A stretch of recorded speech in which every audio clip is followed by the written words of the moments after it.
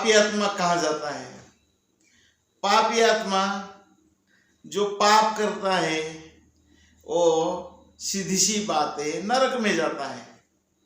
तो फिर नरक कितने प्रकार के हैं? नरक के 28 प्रकार के हैं। जिस प्रकार के पाप है उसी प्रकार के नरक है। यमराज नरक लोक का मालिक है और उनके पास अनेक प्रकार के दूत हैं। पापी आत्मा अनेक प्रकार के पाप करता है। जिस प्रकार के पाप करोगे उसी प्रकार के दंड देते हैं यमराज जी। तो व्यक्ति सोचता है मैं पाप करूंगा बच जाऊंगा, नहीं। यहां भी जो पाप करता है उससे दंड मिलता है। जैसे आप किसी का हत्या करते हैं तो दंड मिलता है।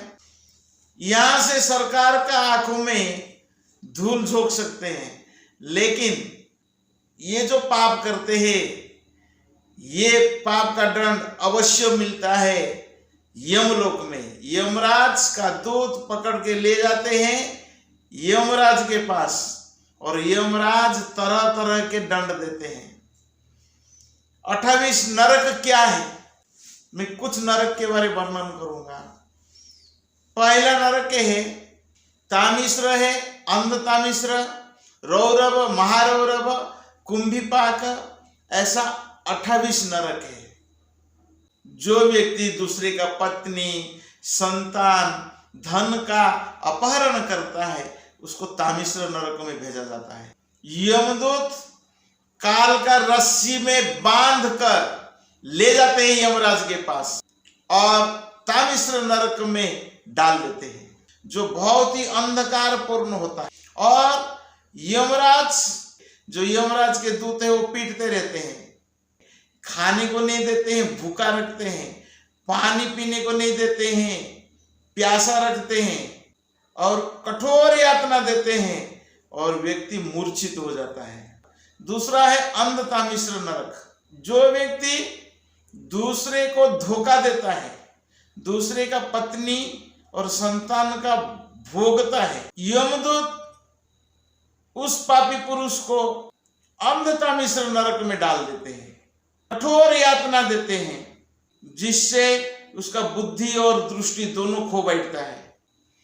तीसरा है जो व्यक्ति अपना शरीर को स्व मान लेता है, निजी मान लेता है, जो शरीर को आत्मा मान लेता है, शरीर से जुड़ा हुआ पत्नी और पुत्र को पालन करने के लिए धन उपार्जन करता है, कठोर परिश्रम करता है। परिश्रम करने से हिंसा करना पड़ता है। ऐसे पुरुष को मृत्यु के समय शरीर त्यागना पड़ता है, अपने पत्नी, पुत्र, परिवार को त्यागना पड़ता है। जो अन्य प्राणियों के प्रति की गई ईर्षा का कर्मफल मिलता है, उसे रौरव नरक कहा जाता है। श्रीमद् भागवतम में वर्णन है, यस्यात्म बुद्धि कुणपे त्रिधातु के स्वधि कलत्रादिषु भौमैज्यति यत्तित्थ बुद्धि सलिले न कैर्चित् जनेषु अभिज्ञेषु स एव गोखर। यस्यात्म बुद्धि, आत्मबुद्धि मतलब कफ वात पित्त से बना हुआ इस शरीर को आत्मा मान लेना, उसको आत्मबुद्धि कहते हैं। यस्यात्म बुद्धि कुणों पे त्रिधातु के, त्रिधातु मतलब कफ वात और पित्त। स्वधि कलत्रादिषु भौमैज्यधि, स्वधि ये शरीर से जुड़ा हुआ पत्नी, जो पत्नी और पुत्र से घनिष्ठता पूर्वक से बंधा रहता है। स्वधि कलत्रादिषु भौमैज्यधि, भौमैज्यधि का अर्थ है मातृभूमि को स्वर्गदपि गरीयसी, स्वर्ग से भी अधिक पूजनीय मानना। यह तीर्थ बुद्धि सलिले न कहिर्चित, तीर्थ स्थलों में जाना केवल जल से स्नान करके आ जाना। तीर्थ स्थल में जो रहते हैं साधु संत ज्ञानी पुरुष, उनसे किसी प्रकार की ज्ञान नहीं लेना, उनका कोई संगति नहीं करना और केवल स्नान करके आ जाना। जो ज्ञानी पुरुषों का लाभ नहीं उठाता उससे गाय और गधी के साथ तुलना किया गया है।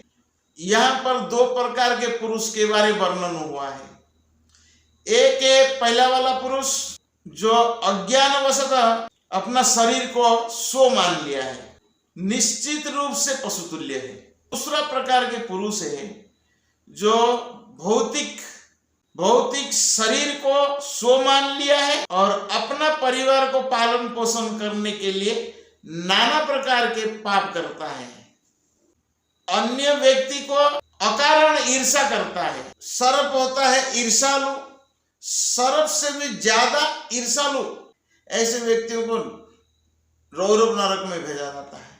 पांचवा है महारौरव, जो व्यक्ति अन्य व्यक्तियों को आघात या हानि पहुंचाता है, अपने शरीर का पालन करता है, उस व्यक्ति को महारौरव नरक में भेजा जाता है।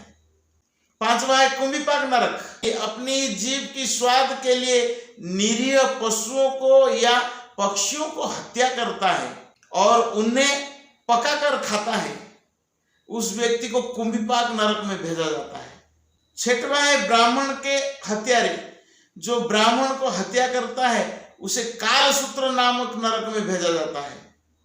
इसी प्रकार 28 नरक है और 28 नरक का वर्णन है श्रीमद् भागवतम में।